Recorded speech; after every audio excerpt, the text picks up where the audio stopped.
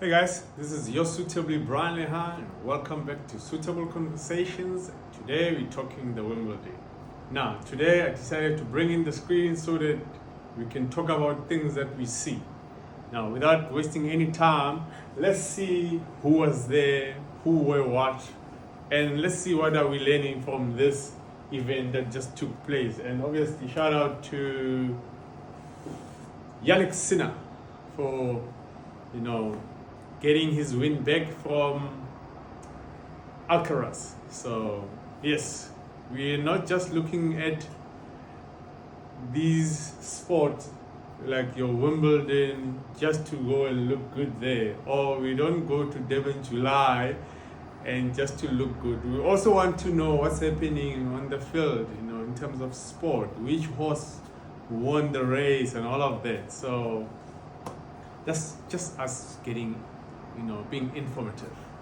But without wasting any time, let's see, with regards to Wimbledon, when you just go in there and type in the word #Wimbledon, you get to see all these amazing looks that we see here.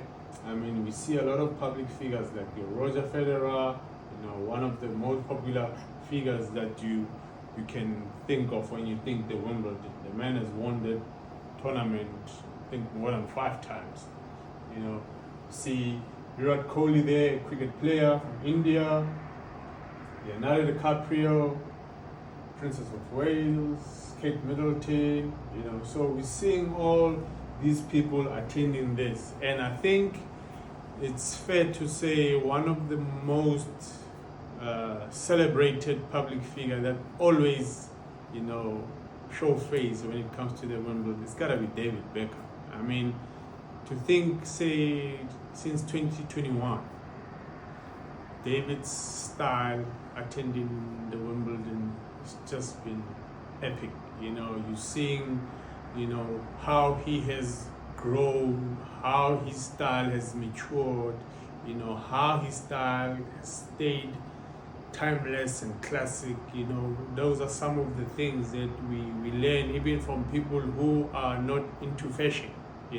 Yes, the wife might be into fashion, but we know him as an iconic soccer player, but for him to come out, especially at these events, looking classy, that's inspiration on its own. We get to see, brands like Ralph Lauren. Ralph Lauren has made a lot of campaigns for different occasions, and I must say this one that they did with the Wimbledon was just epic. If you look at the color schemes that they use for this campaign, obviously that's the spring summer edition, but to pair that with the Wimbledon was just a amazing move to do. And I must say,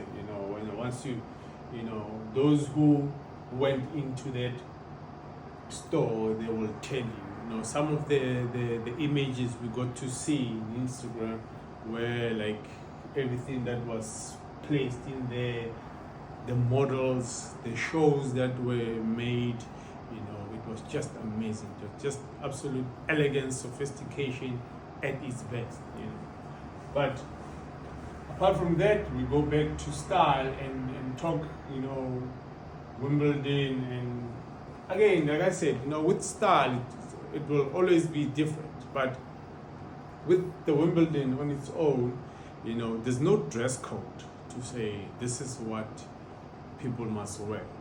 As you can see, there's one guy who's wearing a t-shirt and a jacket, and then there's a guy who's wearing a full suit. That doesn't make this one more important than him, or vice versa. That doesn't mean because he's a celebrity, he can come through and be as laid back as that. It's still stylish, it's still laid back. The guy came through, wore a jacket, a t-shirt. Not sure if it's a full suit, even if this was just a jacket, a sport jacket, and he paired that with a pair of jeans and nice loafers, that would still look good. So again, like I said, that there's no dress code, for what to wear when you go there. But I am sure at the grandstand, there's the royal box, whereby when you are invited in that section, there's a way of dressing, and go back to thinking about, there's a certain place at the stadium where we go watch football. We used to call it Kodisutu, meaning the presidential suits, something like that. Those suits they were known for people who are like dignitaries, celebrities, and every time when we see some pictures of people sitting there, we always see them wearing suits, looking all formal and stuff like that. However, we can always see that not everyone that we are seeing here was sitting at the presidential suit or the presidential box or the royalty box or whatever they call it there, but most of the people came through looking elegant. I mean, if you look at this picture here, this is probably on the street in SW19, and this gentleman here with the lady, both of them in coordination, looking nice and classy.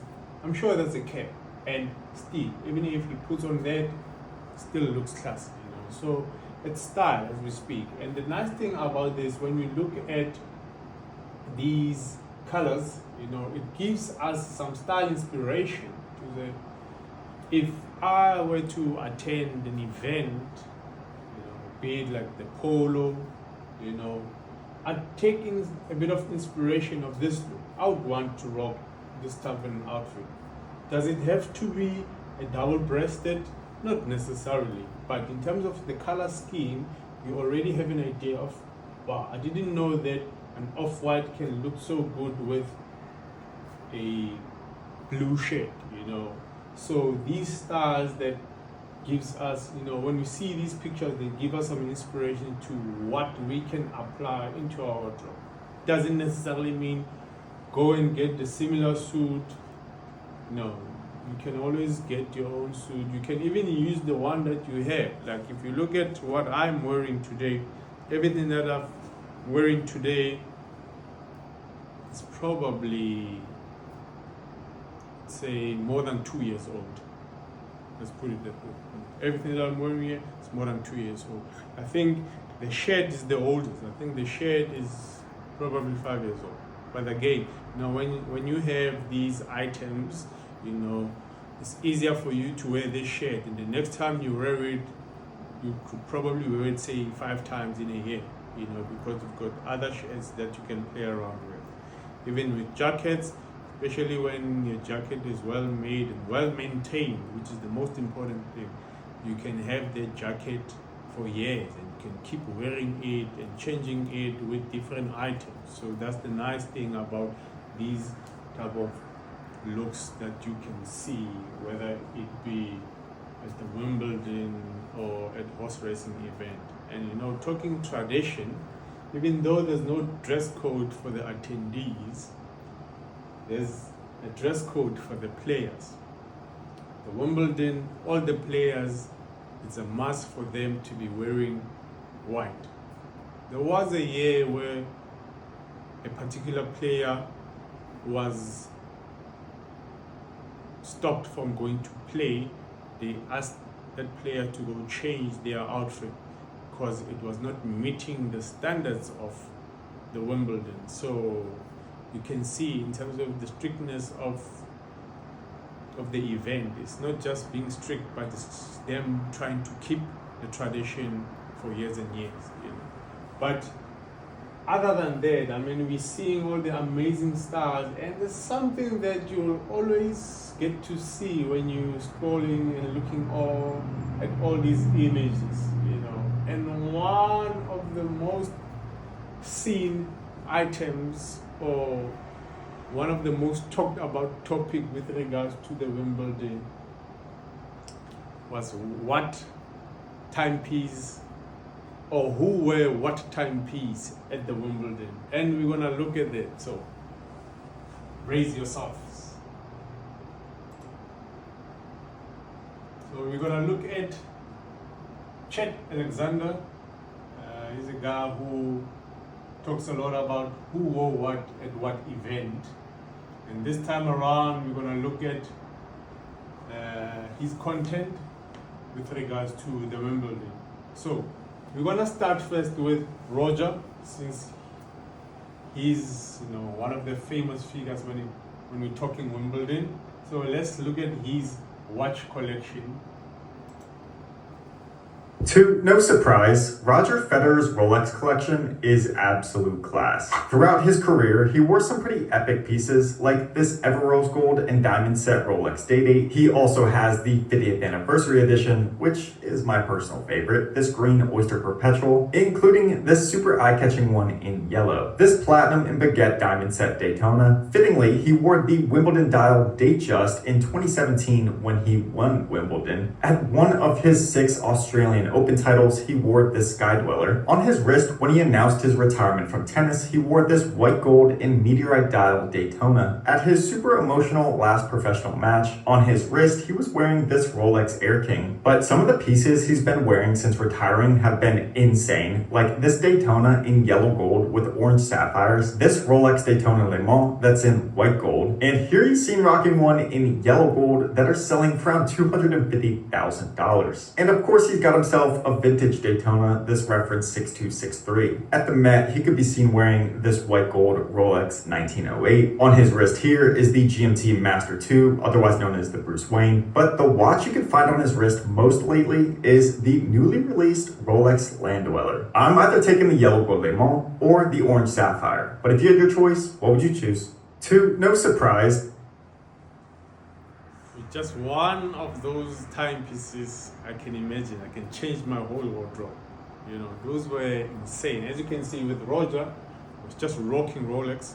And talk about watches, you see with a lot of the players as well, that we're gonna see in the next play that I'm gonna show you guys, how these players have partnered with these luxurious watch brands, and we're gonna see who wore what.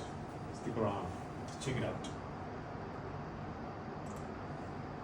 let's take a look at the insane watches I spotted at Wimbledon. Starting with Jelena Djokovic, who wore this stunning rose gold Audemars Piguet Royal Oak. David Beckham wore this diamond set Tudor Black Bay Chrono that's actually a piece unique. Here on the wrist of Zverev is the Jacob Co Casino Tourbillon in rose gold. Russell Crowe was rocking the new turquoise and yellow gold Rolex Daytona. Roger Federer was in the royal box wearing the newly released Rolex Land Dweller, but his wife Mirka flexed on everyone with her $600,000 platinum diamond and emerald set Rolex Day-Date. Sabalenka was rocking a white gold and diamond set Audemars Piguet Royal Oak. Even her boyfriend Georgios was rocking a pretty epic piece, this Richard Mille 7201. Andrei Rublev played while wearing this $180,000 Vanguard Orb Flying Tourbillon. Hiding under the sleeve of cricketer Virat Kohli is this yellow gold Rolex Daytona Le Mans. Even the CEO of Rolex himself was there wearing the new platinum Land Dweller. This insane white gold Audemars Piguet Royal Oak skeleton was on the wrist of Chris Hemsworth. Kate Middleton, the Princess of Wales, was wearing a Cartier Ballon Bleu. Sinner took home his first Wimbledon title wearing this Ever Rose Gold Rolex Daytona. And so did Iga Swiatek in a dominant performance wearing this Rolex Datejust. Follow if you want to see part 2 coming soon. I'm going with Mirka Federer's Day-Date, but if you had your choice, what would you choose? They're amazing watches, and the price is just ridiculous. Like, people are paying so much for a watch. Jeez. I mean, I'm also wearing a watch, but again, when you're looking at somebody wearing a watch and who's dressed up like this, I guess it's levels. Anyway, let's watch part 2.